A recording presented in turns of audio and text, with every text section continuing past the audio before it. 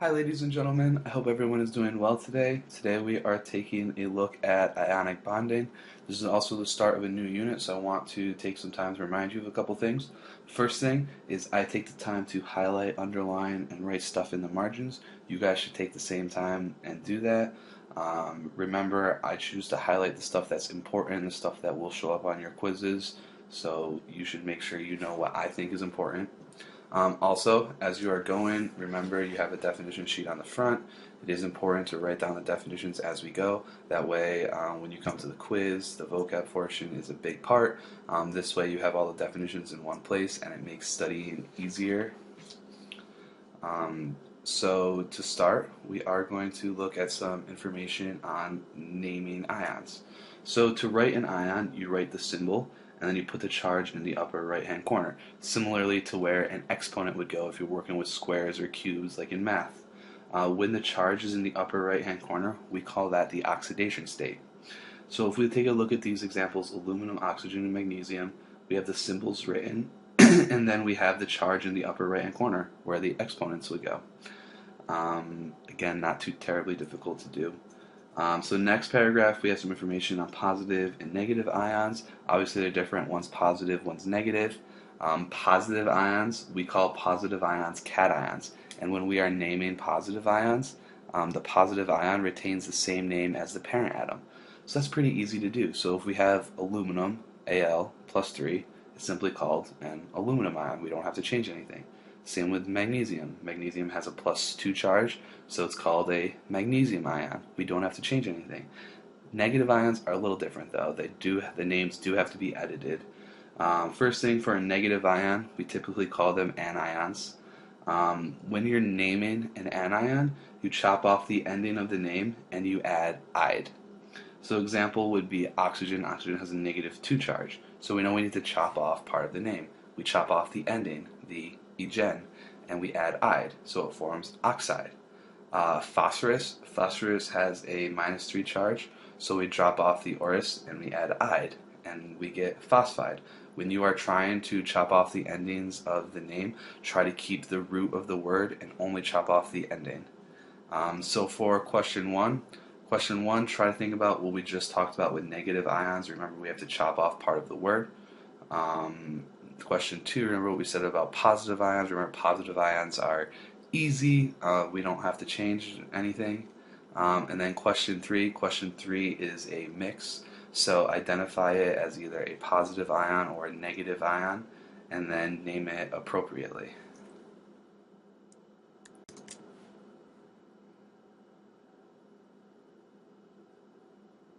So next we are looking at some information on ionic bonding and formula. The first paragraph, there are two types of bondings. Right now we're only going to look at ionic. There will be another video later on covalent. So ionic bonding is when two ions of opposite charges attract and bond to each other. Typically this is between a metal and a nonmetal, and it's because they have opposite charges. Metals are positive, nonmetals are negative. Next we have some examples of ionic bonds and their formulas. So not much to say here. I did highlight the positive ion and negative ion, and then the ionic compounds formula. We will be using this information throughout questions 4 through 11 to answer the questions. One other thing that's worth noting is it talks about subscripts. The subscripts tell us how many of each type of atom are present. So if we're looking at the example down here, we have Mg3N2. It's hard to see, but I highlighted the little subscripts. The 3 next to the magnesium tells us that there are 3 magnesiums, and then the 2 next to nitrogen tells us that there are 2 nitrogen ions. So next, we are working on a couple of the other questions. So question 4, we're thinking about the overall charge. So if we look at the first example, we're looking at this one right here. We're looking at sodium and chlorine. So we know that we have 1 sodium and 1 chlorine. We know that sodium is positive and chlorine is negative. So compare this to if you had a proton and electron, because a proton is positive and an electron is negative. So if you had 1 proton and 1 electron, the same as we have 1 sodium and 1 chlorine, what would be the overall charge? Think about it. That will help you answer question 4. So question 5 is now we're doing the same thing, except this time we're doing it for magnesium fluoride, MgF2. So then now we're looking at the second example. So you have 1 magnesium and 2 fluorine. So think about, compare the charges. So why do you have 1 magnesium which has a +2 charge and 2 fluorines which has a negative charge? So think about the overall charge that each ion is sharing, and then think about the overall charge of the ion again. So then question 6 is now seeing what we got for 4 and 5. What do you think the overall charge on any ion is? I know you only looked at 2 examples, but you should get the same answer for 4 and 5C. So then it's a trend that just happens all the time. Question 7. So I want to talk about 7E. So 7E, it will help you if you think about what you just answered to question 6. What is the charge on any ionic compound? So remember to compare how many of each we have, and then how does that affect the charge? Question 8. Not much to say about question 8. Again, tied to question 6. Think about the charges. Question 9. So question 9, we're comparing all of the first ions and all of the second ions. So if we look back at these examples, all of the first ions, sodium, magnesium, calcium, aluminum, what do you notice about all of the charges of the first atoms? The second example, chlorine, fluorine, nitrogen, and nitrogen. What do you notice about all of the charges on the second ions? Question 10. Question 10, there was a little bit of a typo. So in question 10, when you're thinking about charges, compare question 6. When you're thinking about which one to write first and second, think about question 9. You should have 2 rules written. And then question 11 is using those rules to figure out what's wrong. So remember, look at 6 and 9 to help you with question 10.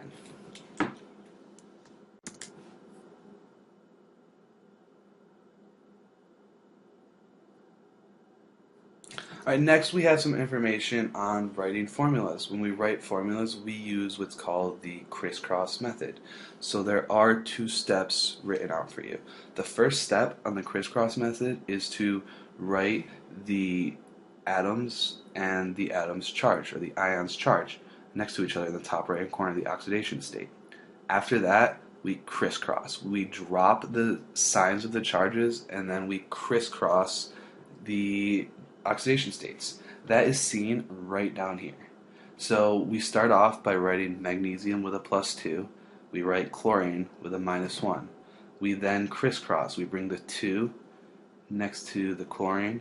We bring the 1 next to the magnesium, and we drop the charges, and that's how we get MgCl2. So your definition for crisscross method is right here. You write the ions next to each other, like in the step above, and then you crisscross the charges below. So, I mean, I guess you can leave out the step like in the step above. So write the ions next to each other, and then crisscross the charges. That will be your definition for the crisscross method. So now we are going to use the crisscross method and what we know about naming in question 12 to answer, to practice. So I'll start off by doing question 12, 12B. 12A was done for you. So if we look at 12B, we start with barium and sulfide. Step 1 is to write the atom and write the ion and its charge. So we have barium, which is +2, and sulfur, which is -2. So then the next step in the crisscross method is to drop the charges. So cross the charges off, and then crisscross the numbers. So 2 goes here, and 2 goes there. We would get Ba2S2. It's a similar thing with fractions. So we know that we have 2 bariums and 2 sulfides. 2 over 2 is the same as 1. So we can just write this BAS. We don't need to write the 2's because we have equal amounts of barium and sulfur. Next, we just have to name it. So this is where you follow your naming rules. Remember, positive ions, we don't change the name. So there's nothing to change with barium. So it would stay barium. And then sulfide. So sulfur is a negative ion. So we would cross off the second, and we would add ide. So then it would form barium sulfide. So now you guys just have to do that for the rest of the examples. So for C through F, make sure you write the ion with the charge, drop the sign in front, then crisscross, and then name. Remember, positive ions stay the same. Negative ions, we add ide. And then the last example, you're just trying to think about the charges on the unknown ion. So if we were looking at this last example B right here, magnesium, we can look up magnesium's charge. Magnesium has a +2 charge. So now we need to think about what would be the charge on X. We know that all ionic compounds want to have a neutral charge. So if magnesium is a +2 charge, the X must be a -2 charge, because +2 plus -2 would make it a 0 charge, which is in our case neutral. You can see that right here, +2, 0. 0 is neutral. So that's what you're going to kind of think about for C and D. Remember, try your best, answer every question. If you get stuck, circle the question and then write down where you get stuck. That way I'll be able to answer your questions. Please bring any questions that you have to class, and we'll take it from there. Have a good one.